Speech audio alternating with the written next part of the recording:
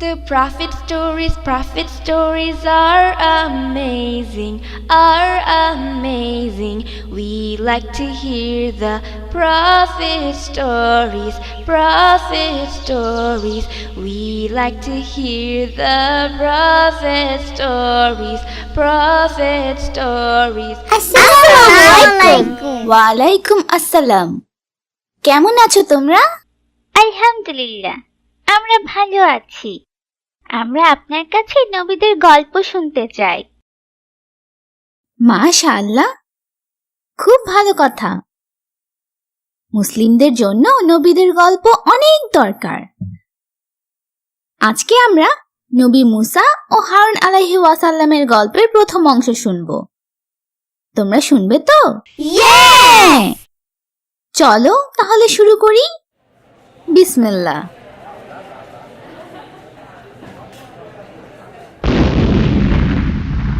নবী ইউসুফ আলাইহি ওয়াসাল্লাম ও তার পরিবারের প্যালেস্টাইন থেকে মিশরে চলে যাওয়ার গল্প কি তোমাদের মনে আছে? হ্যাঁ।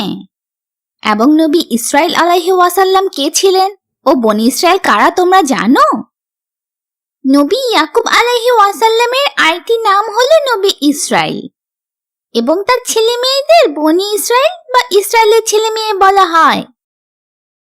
মাশাআল্লাহ। মিশরে ইয়াকুব আলাইহি ওয়াসাল্লাম ও তার পরিবার অনেক বছর ভালোভাবে ছিলেন। ইয়াকুব আলাইহি ওয়াসাল্লামের কারণে মিশরের রাজা তাদের বিশেষ অতিথি হিসেবে গ্রহণ করেন। তার মৃত্যুর পর বনি ইসরায়েল ধীরে ধীরে মিশরের রাজা ফেরাউনের দাসে পরিণত হয়।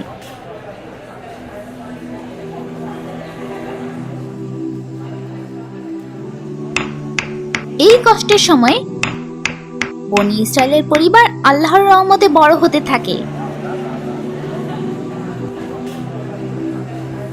প্রায় 400 বছর পর কাবুস নামে এক খারাপ ফেরাউন মিশর শাসন করা শুরু করে। সে খুবই খারাপ শাসক ছিল। সে তার প্রজা ও বনি ইসরায়েলদের তাকে দেবতা মানতে বাধ্য করেছিল। এমনকি সে তার প্রজাদের জন্য কিছু মূর্তিও বানিয়েছিল যাতে তারা মূর্তি পূজা করতে পারে। একদিন ফেরাউন স্বপ্নে দেখে যে প্যালেস্টাইন থেকে আগুন এসে মিশরের সব ঘর বাড়ি ও মূর্তি পুড়িয়ে ফেলছে, কিন্তু বনি ইসরায়েলদের কারো কোনো ক্ষতি হচ্ছে না। ঘুম থেকে উঠে তার স্বপ্নের অর্থ জানতে সে তার রাজ্যের সব থেকে বুদ্ধিমান লোকদের ডাকে। তারা বলে যে মিশরীয়দের ধ্বংস করার জন্য বনি ইসরায়েল পরিবারে একটি ছেলে জন্ম নিবে। এরপর ফেরাউন বনি ইসরায়েলদের থেকে মিশরকে বাঁচাতে সকল নবজাতক ছেলে শিশুদের মেরে ফেলার আদেশ দেয়। কিছু বছর পর ফেরাউনের মন্ত্রী তাকে বলে যে শীঘ্রই কাজের জন্য আর কোনো লোক পাওয়া যাবে না, কারণ বয়স্ক লোকরা মারা যাচ্ছে এবং নবজাতকদের মেরে ফেলা হচ্ছে। তাই ফেরাউন সিদ্ধান্ত নেয় যে সে 1 বছর নবজাতক শিশু ছেলেদের মেরে ফেলবে আর আরেক বছর কিচ্ছু করবে না। সে সত্যি নবজাতক শিশু ছেলেদের হত্যা করেছে। কেন? যাতে যে ছেলেটি বনি ইসরায়েলদের বাঁচাবে সে জন্ম নিতে না পারে। কিন্তু আল্লাহ হলেন সব থেকে ভালো পরিকল্পনাকারী। নবী হারুন আলাইহি ওয়াসাল্লামের জন্মের বছর ফেরাউন কোনো নবজাতক শিশু ছেলেদের মেরে ফেলেনি, কিন্তু মুসা আলাইহি ওয়াসাল্লামের জন্মের বছর ফেরাউন নবজাতক শিশু ছেলেদের হত্যার আদেশ দিয়েছিল। তাই তার মা তাকে খুব গোপনে বাঁচিয়ে রেখেছিল। তার মা খুবই চিন্তিত ছিলেন। তিনি জানতেন না কিভাবে মুসা আলাইহি ওয়াসাল্লামকে ফেরাউন থেকে বাঁচাবেন। তখন আল্লাহ তাকে মুসা আলাইহি ওয়াসাল্লামকে একটি ঝুড়িতে রেখে নীল নদে ভাসিয়ে দেওয়ার ইশারা দিলেন। তিনি আল্লাহর উপর অনেক ভরসা করতেন।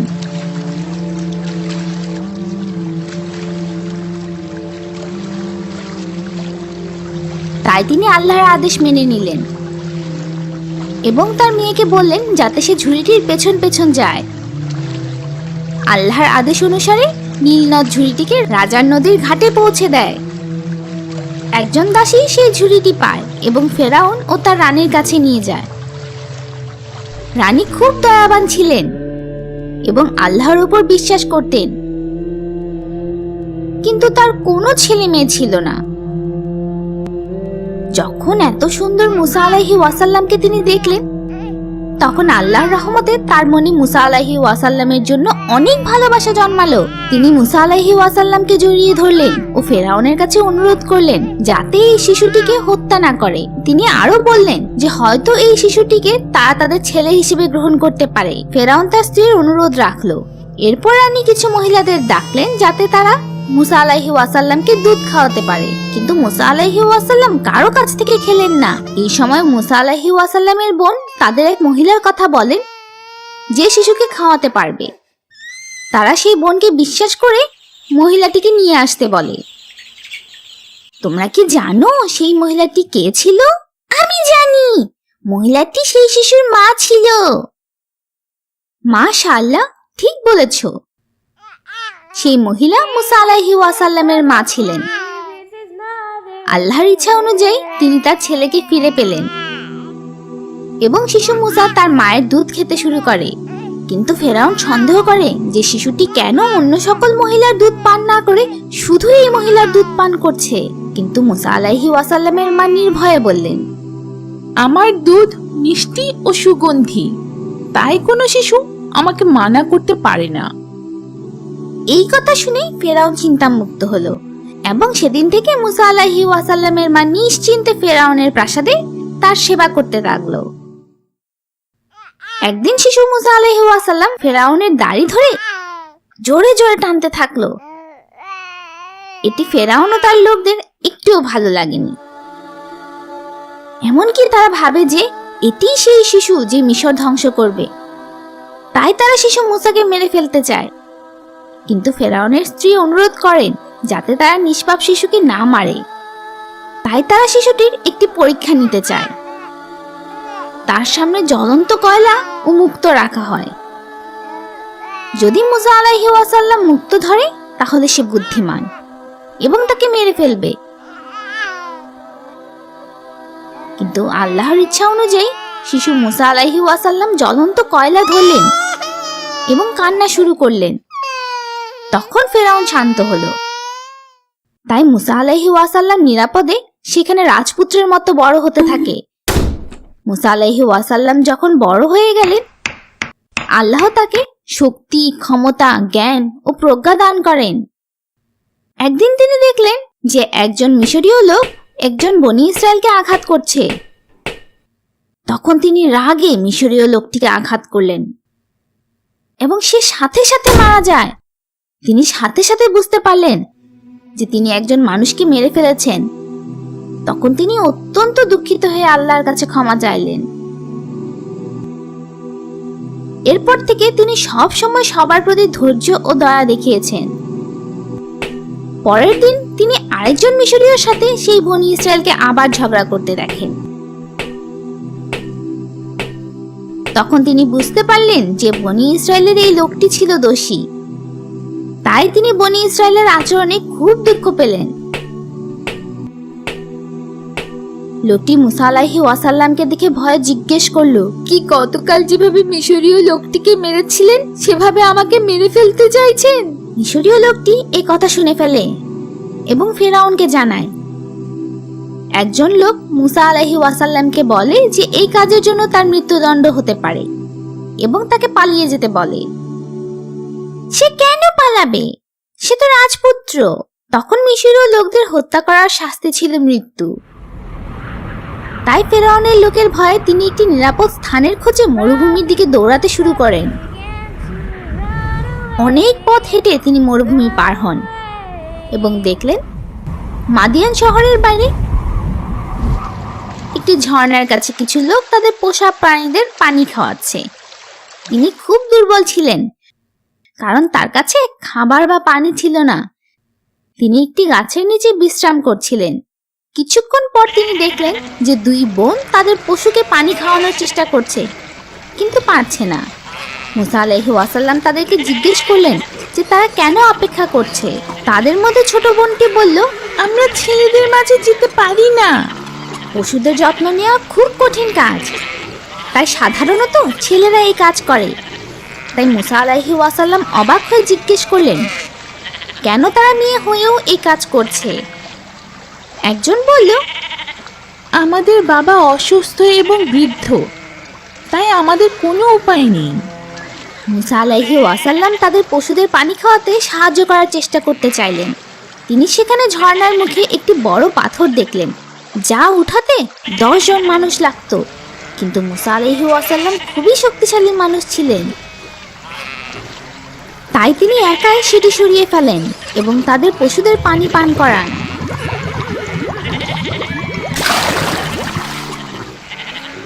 এরপর পাথরটি আবার আগের জায়গায় রেখে দেন। তিনি গাছের ছায়ায় ফিরে আসেন এবং আল্লাহর কাছে সাহায্য চাইলেন। সেই মেয়েদের তাড়াতাড়ি বাড়িতে ফিরতে দেখে তাদের বাবা খুবই অবাক হয়।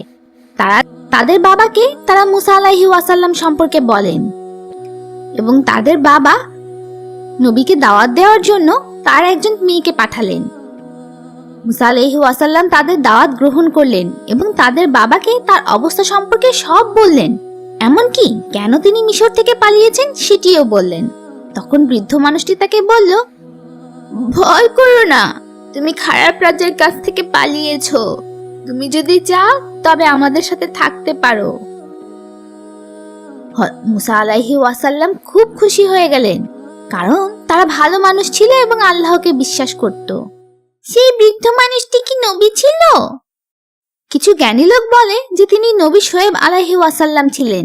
আবার কেউ কেউ বলে যে নবী শোয়েব আলাইহি ওয়াসাল্লাম নবী মুসা আলাইহি ওয়াসাল্লামের অনেক আগে এসেছিলেন। ইবনে আব্বাস রাদিয়াল্লাহু আনহু এর মতে বৃদ্ধ লোকটি নবী শোয়েব আলাইহি ওয়াসাল্লামের অনুসারী ছিলেন, কিন্তু একমাত্র আল্লাহই ভালো জানেন। মেয়েদের মধ্যে একজন তাদের বাবাকে অনুরোধ করে যাতে তিনি মুসা আলাইহি ওয়াসাল্লামকে পশুদের যত্ন নেওয়ার কাজে নিয়োগ দেন, কারণ তিনি অনেক শক্তিশালী, পরোপকারী এবং বিনয়ী মানুষ ছিলেন। এ কথা শুনে তাদের পিতা মুসা আলাইহি ওয়াসাল্লামকে অনুরোধ করেন যাতে তার এক মেয়েকে তিনি বিয়ে করেন এবং অন্তত 8 বছর তার জন্য কাজ করেন। কিন্তু যদি মুসা আলাইহি ওয়াসাল্লাম তার জন্য 10 বছর কাজ করেন তাহলে তিনি বেশি খুশি হবেন। মুসা আলাইহি ওয়াসাল্লামের জন্য এটি খুব ভালো প্রস্তাব ছিল। তিনি বড় মেয়েকে বিয়ে করেন এবং বৃদ্ধ লোকটির জন্য দীর্ঘ 10 বছর কাজ করেন। এই 10 বছরে আল্লাহর ইচ্ছা ছিল তাকে এই মরুভূমির মাঝখানে রেখে নবী হবার যোগ্য করে তুলবেন। 10 বছর পর হঠাৎ তিনি কোনো পরিকল্পনা ছাড়াই মিশরে ফিরে যাওয়ার সিদ্ধান্ত নেন। তার স্ত্রী তার সাথে যোগ দেয়। পথে তারা হারিয়ে যায়, কিন্তু আল্লাহ তাদের তুর পাহাড়ে পৌঁছে দেন।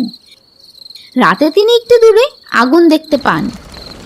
আগুন নেওয়ার জন্য তিনি সেখানে যান এবং একটি কণ্ঠস্বর শুনতে পান। এই কণ্ঠস্বর আল্লাহর ছিল, যিনি বিশ্বজগতের সৃষ্টিকর্তা। তাদের কথার সময় আল্লাহ মুসা আলাইহি ওয়াসাল্লামের ডান হাতে থাকা লাঠিটি ফেলে দিতে বলেন। আশ্চর্যজনকভাবে লাঠিটি একটি সাপ হয়ে যায়। মুসা আলাইহি ওয়াসাল্লাম সাপ দেখে ভয় পান এবং দৌড়তে শুরু করেন। আল্লাহ তাকে ভয় পেতে মানা করেন এবং সাপটি ধরতে বলেন, এবং সাপটি আবার একটি লাঠি হয়ে যায়। এরপর আল্লাহ তার ডান হাত তার কাপড়ের বাম পাশে রাখতে বলেন।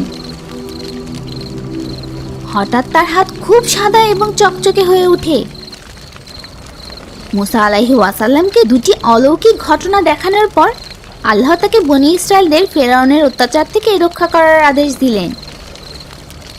মুসা আলাইহি ওয়াসাল্লাম মিশরীয় মানুষটিকে মেরে ফেলার কথা মনে করলেন। তিনি ফেরাউনের কাছে যেতে ভয় পাচ্ছিলেন, কারণ ফেরাউন তাকে সেই খুনের দোষে মেরে ফেলতে পারে। আল্লাহ তাকে ভয় পেতে নিষেধ করেন। মুসা আলাইহি ওয়াসাল্লাম তার কথা বলার ক্ষমতা, তার শক্তি বাড়িয়ে দিতে এবং তার ভাই হারুন আলাইহি ওয়াসাল্লাম, যার ইংরেজি নাম ছিল অ্যারন, তাকে একজন নবী হিসেবে গ্রহণ করার জন্য আল্লাহর কাছে অনুরোধ করলেন। আল্লাহ তার অনুরোধ রাখলেন। মুসা আলাইহি ওয়াসাল্লামের কি কথা বলতে সমস্যা ছিল? ছোটবেলা থেকেই তিনি ভালোভাবে কথা বলতে পারতেন না। জ্বলন্ত কয়লা এবং মুক্তদ্বীপ পরীক্ষার কথা কি তোমাদের মনে আছে? হ্যাঁ। কিছু জ্ঞানী লোক বলেন যে সেই ঘটনায় তিনি তার মুখে জ্বলন্ত কয়লা নিয়েছিলেন এবং তার জিহ্বা পুড়ে যায়। অন্যান্য জ্ঞানী লোকেরা বলেন তিনি মুখের মধ্যে কয়লা নেননি। সাধারণভাবে তার কথা বলতে সমস্যা ছিল। তার প্রার্থনা শেষে আল্লাহ তাকে সুস্থ করে দিলেন, কিন্তু এই ব্যাপারে আল্লাহই ভালো জানেন। নবী মুসা আলাইহি ওয়াসাল্লাম মিশরে তার ভাই হারুন আলাইহি ওয়াসাল্লামের সাথে দেখা করার জন্য রওনা হলেন। তাদের দেখা হবার পর আল্লাহ তাদেরকে ফেরাউনের কাছে যেতে নির্দেশ দিলেন এবং ফেরাউনকে বিনয়ের সাথে এক এবং একমাত্র আল্লাহর উপর বিশ্বাস করতে বলেন। মুসা ও হারুন আলাইহি ওয়াসাল্লাম ফেরাউনের কাছে যায় এবং তাকে এক আল্লাহর ইবাদত করতে বলেন। শক্তিশালী রাজা মনে করে যে তারা পাগল হয়ে গেছে, তিনি তাদের জিজ্ঞেস করলেন, তোমরা কি চাও?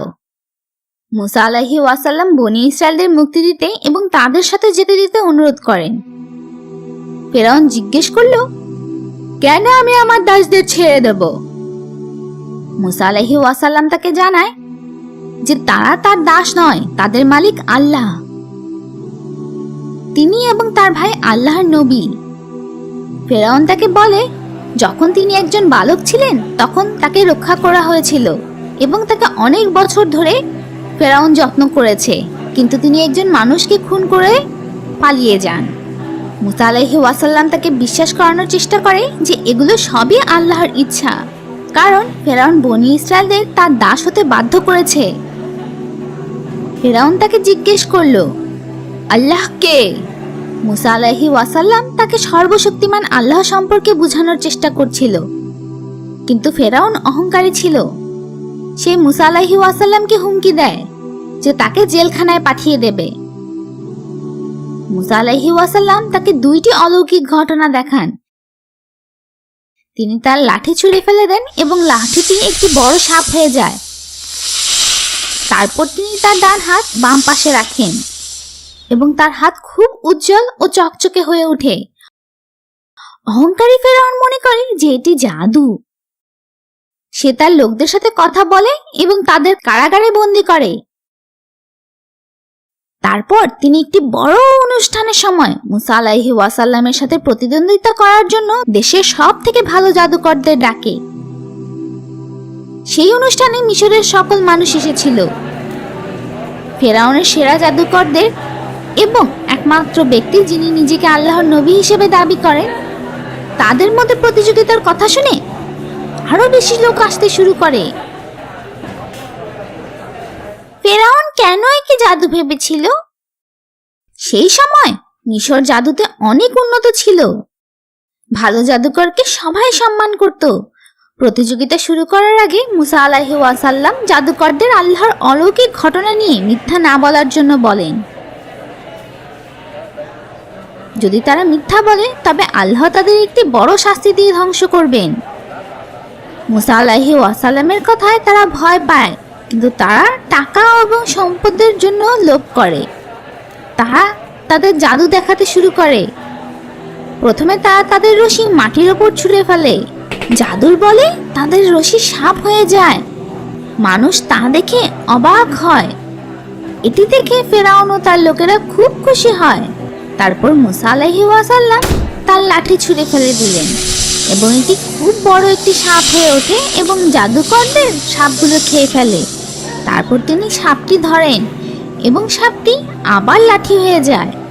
সবাই এই অলৌকিক ঘটনা দেখে অবাক হয়। সকল জাদুকর বুঝতে পারে যে মুসা আলাইহি ওয়াসাল্লাম সত্যিই একজন নবী। তারা তখনই তাকে বিশ্বাস করে এবং বলে, আমরা মুসা ও হারুনের পালনকর্তার প্রতি বিশ্বাস স্থাপন করলাম। তখন তারা আল্লাহকে সেজদা করে। ফেরাউন জাদুকরদের উপর খুব রেগে যায় এবং আল্লাহর উপর বিশ্বাস করলে তাদের মেরে ফেলার হুমকি দেয়। কিন্তু জাদুকরেরা আল্লাহর উপর সত্যি বিশ্বাস করেছিল, তাই ফেরাউন জাদুকরদের হাত পা কেটে ফেলতে বলে এবং তাদের খেজুর গাছে ঝুলিয়ে তাদের মেরে ফেলার জন্য বলে। কিন্তু তারা হাজার হাজার মানুষের সামনে মৃত্যুর আগ পর্যন্ত আল্লাহর প্রতি বিশ্বাস রাখে।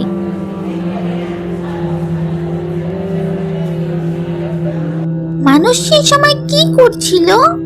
মানুষরা কিছুই করেনি। তারা সেখানেই দাঁড়িয়ে থাকে এবং এই ভয়ঙ্কর ঘটনা দেখে। যদি সকল মানুষ মুসা আলাইহি ওয়াসাল্লামকে বিশ্বাস করত এবং ফেরাউনের বিরুদ্ধে প্রতিবাদ করত, তবে মিশরের ভাগ্য পরিবর্তন করতে পারত।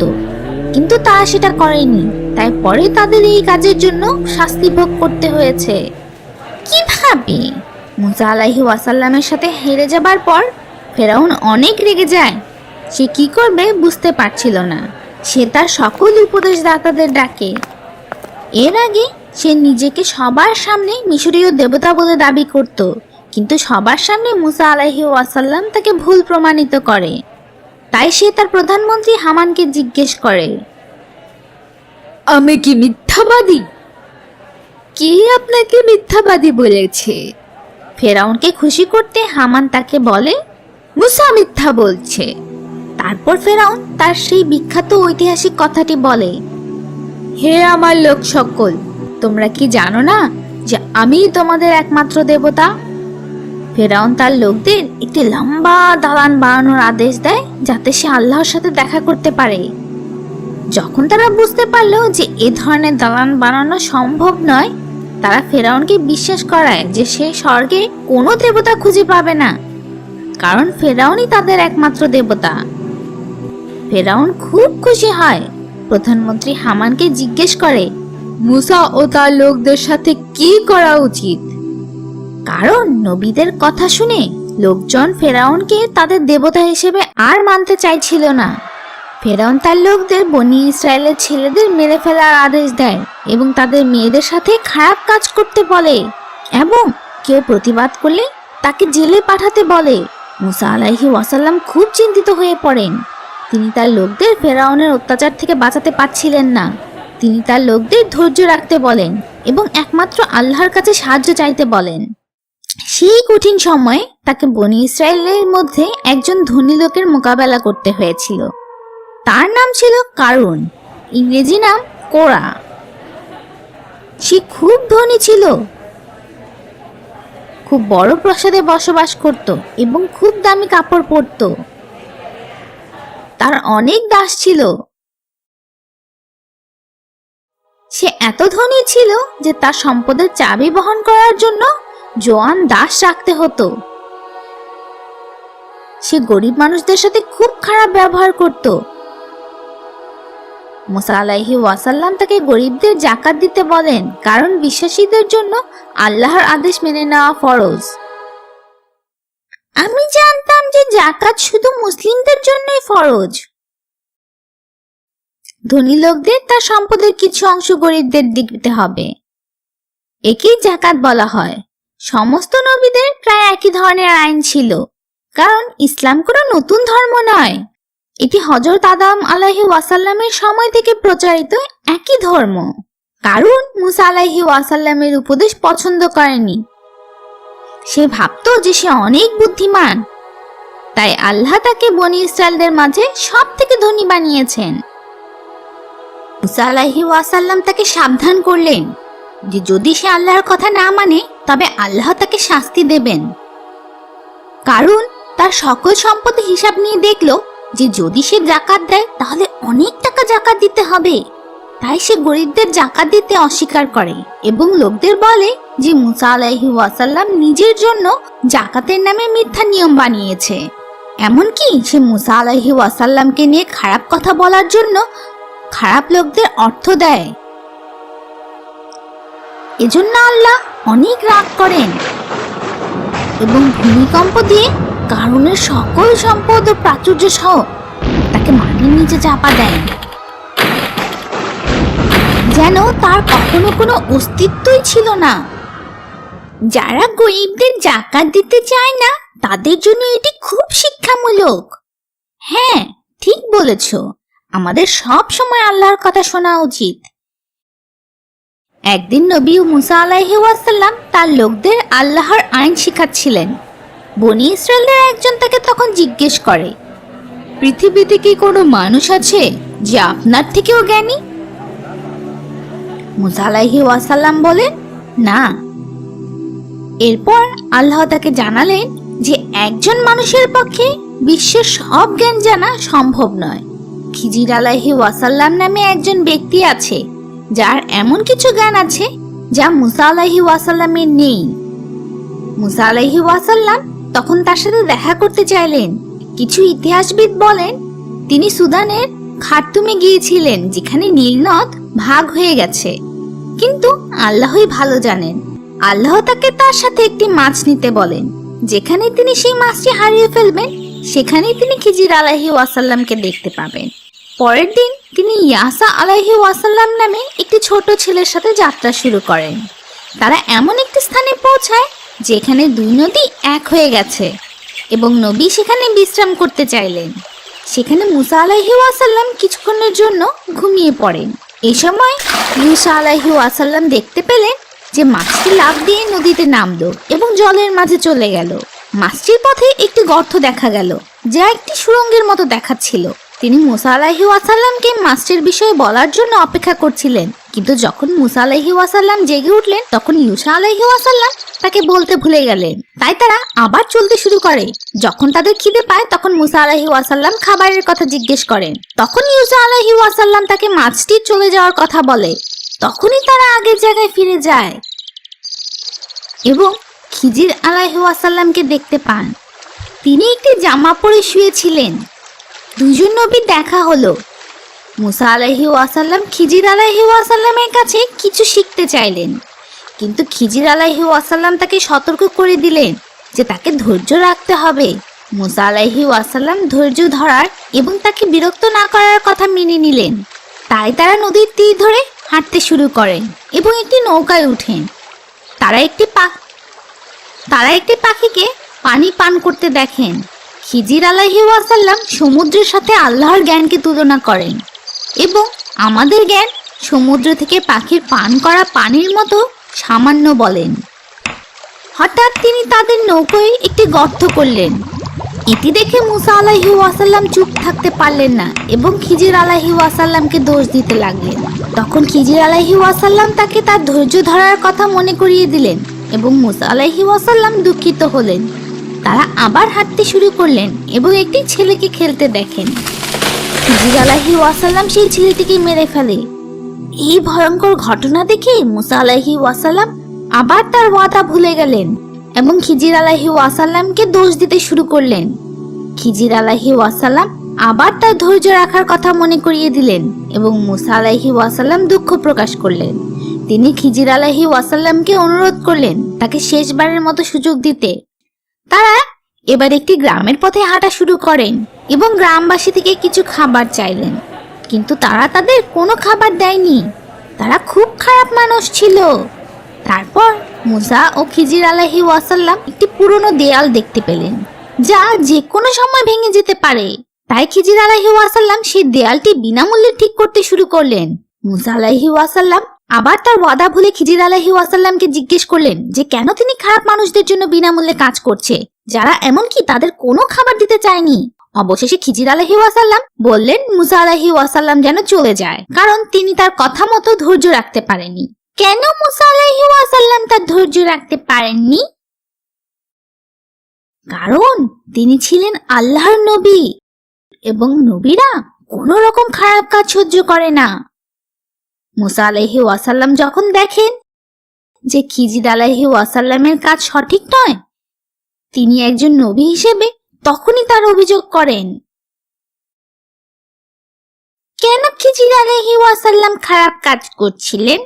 তিনি কি মুসা আলাইহি ওয়াসাল্লামকে বলেছিলেন?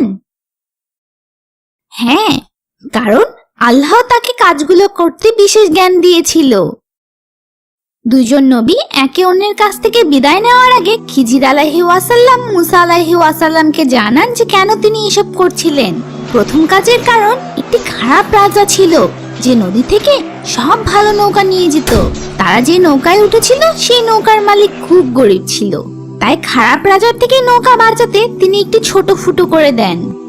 দ্বিতীয় কাজ, তিনি ছেলেটিকে মেরে ফেলেন, কারণ ছেলেটি যখন বড় হবে একজন অবিশ্বাসী এবং খুব খারাপ লোক হবে, সমাজের অনেক ক্ষতি করবে। যদিও তার বাবা মা খুব ধার্মিক ও ভালো মানুষ ছিল, তাই আল্লাহ তাদের খারাপ ছেলেকে মেরে ফেলে এবং একটি ভালো ছেলে দেয় যে ধার্মিক হয়ে বাবা মায়ের সেবা করে। তৃতীয় কাজের কারণ, দেয়ালের মালিক ছিল দুটি ছোট্ট ছেলে মেয়ে যাদের বাবা মা বেঁচে ছিল না, কিন্তু তারা অনেক ভালো ও ধার্মিক ছিল। তাদের বাবা মা তাদের জন্য এই দেয়ালের নিচে কিছু গুপ্তধন রেখেছিল। যদি দেয়াল ভেঙে যেত তাহলে অন্য লোকেরা গুপ্তধন নিয়ে যেত। তাই খিজির আলাইহিস সালাম বিনামূল্যে সেটি ঠিক করেন, যাতে তারা বড় না হওয়া পর্যন্ত গুপ্তধনগুলো লুকোনোই থাকে। এটিই ছিল আল্লাহর ইচ্ছা। বাহ, তাহলে তো তিনি কিছু খারাপ করেননি, এগুলো তো ভালো কাজ ছিল। হ্যাঁ, তিনি যা কিছু করেছেন সবই আল্লাহর ইচ্ছা ছিল। এটি মুসা আলাইহিস সালামের জন্য খুব সুন্দর শিক্ষণীয় বিষয় ছিল। তারপর মুসা আলাইহিস সালাম তার লোকদের কাছে ফিরে যান। যখন বিভিন্ন অলৌকিক ঘটনা দেখে লোকেরা আল্লাহর উপর বিশ্বাস করছিল, তখন ফেরাউন ভয় পায় যে তিনি মুসা আলাইহিস সালামের কারণে তার রাজত্ব হারাবেন। তাই ফেরাউন ও তার পরামর্শদাতারা মুসা আলাইহিস সালামকে মেরে ফেলতে চায়। কোরআনে বলা আছে যে তার একজন পরামর্শদাতা ফেরাউনের সাথে একমত ছিল না, কারণ তিনি মনে মনে আল্লাহকে বিশ্বাস করতেন। তিনি ফেরাউনের কাছে বলেন, মুসা আলাইহিস সালামকে মেরে ফেললে কোনো লাভ হবে না। ফেরাউন তখন কারণ জানতে চায়। ভালো পরামর্শদাতা জবাবে বলেন, যেহেতু মুসা আলাইহিস সালাম বলেছেন যে আল্লাহ এক ও একমাত্র প্রভু এবং তিনি তার নবী হওয়ার পক্ষে অনেক প্রমাণ দিয়েছেন, যদি তিনি মিথ্যা বলতেন তবে তিনি তার মিথ্যা কথা বলার জন্য দোষী হতেন, কিন্তু যদি তিনি সত্য বলেন এবং আমরা তাকে মেরে ফেলি তবে আল্লাহ আমাদের শাস্তি দিবেন। ফেরাউন তার উপর খুব রাগ করে, কিন্তু ভালো লোকটি খুব সাহসী ছিল এবং তাদের বলে যে তারা নিজেদের উপর বিপদ ডেকে আনছে। এরপর ফেরাউন ও তার লোকেরা এই ভালো লোকটিকে মেরে ফেলার জন্য পরিকল্পনা করে, কিন্তু আল্লাহ তাকে রক্ষা করেছেন। কোরআনে এটি বলা হয়নি যে কিভাবে আল্লাহ তাকে রক্ষা করেছেন।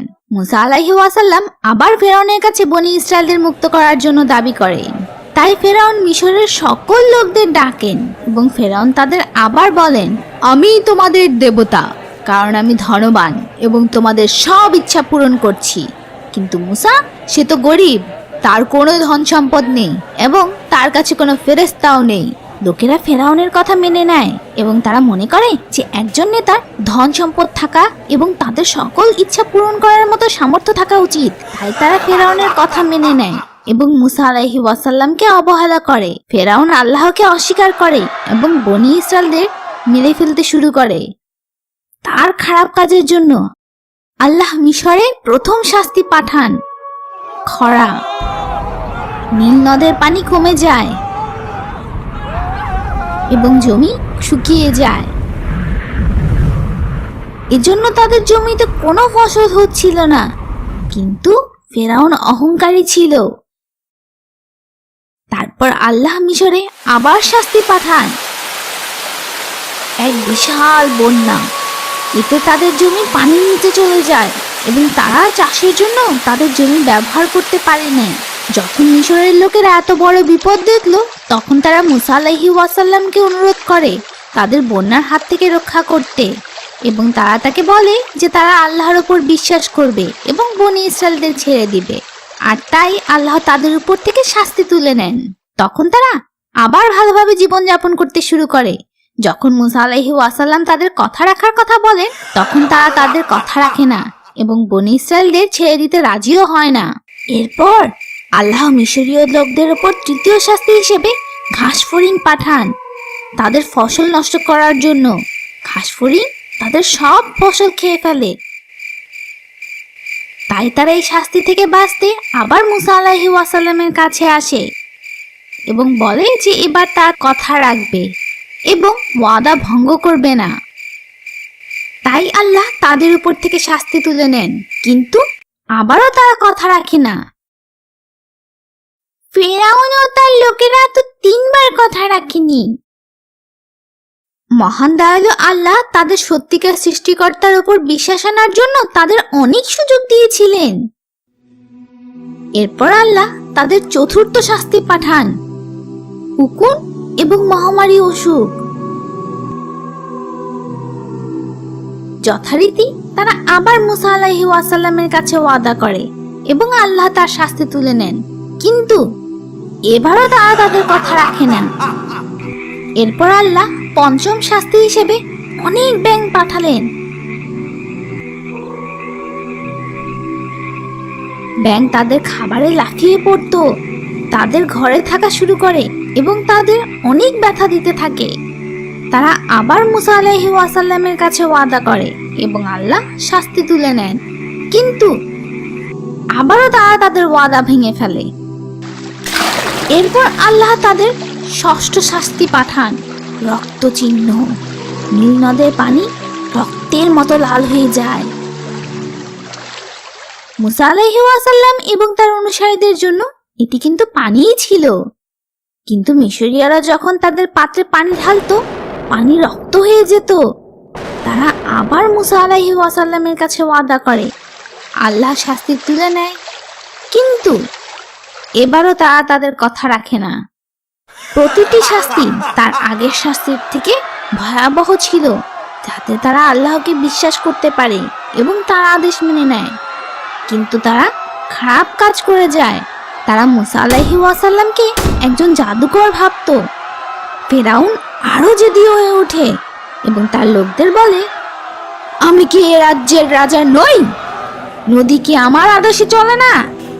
তোমরা কি দেখো না আমি কি মুসার চেয়ে মহান নই?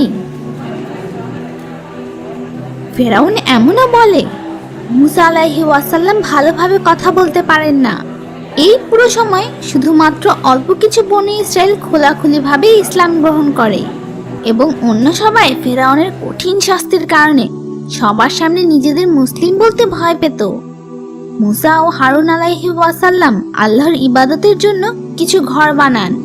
তারা এটি বুঝতে পারছিল যে ফেরাউন মুসা আলাইহি ওয়াসাল্লামের ওপর কখনো বিশ্বাস করবে না এবং সে বনী ইসরায়েলদের উপর অত্যাচার করা বন্ধও করবে না। তাই মুসা আলাইহি ওয়াসাল্লাম ফেরাউন ও তার লোকদের সম্পদ ধ্বংস করার জন্য আল্লাহর কাছে দোয়া করেন এবং যাতে তারা আল্লাহর উপর বিশ্বাস করার আগে অনেক কষ্টের শাস্তি পায়। ফেরাউন খুব অহংকারী ছিল। কেন সে সত্য বুঝতে পারেনি? অহংকার থেকে অন্ধ করে ফেলেছিল। আল্লাহ কুরআনে বলেছেন, তারা কানে শুনে না, বোকা, এবং চোখে দেখে না, তারা কখনো সঠিক পথ ফিরে পাবে না। ফেরাউনকে অনেক সুযোগ দেবার পর আল্লাহ তাকে ধ্বংস করতে চান। এখনকার মতো আমরা নবী মুসা এবং হারুন আলাইহি ওয়াসাল্লামের গল্পের প্রথম অংশ এখানেই শেষ করি। ইনশাআল্লাহ এরপর আমরা তাদের গল্পের দ্বিতীয় অংশটি জানব। The Prophet Story.